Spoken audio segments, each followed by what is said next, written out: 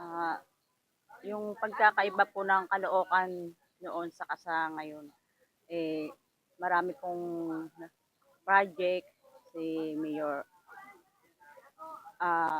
malapitan, ah, mas okay po yung sa ngayon kumpara po noon.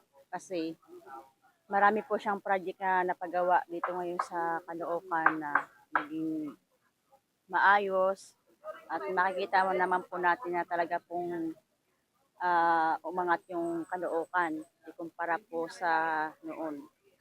Kasi po yung noon masyadong madilim at wala pa po tayong mga nakikitang mga kagaya po ng mga ano, yung kagaya po ng Metro Plaza na yan, medyo gumanda po ang ano natin dito sa Caloocan. Kaya mas para po sa akin mas okay po yung ngayon kumpara noon kasi marami pong mga project na napagawa po.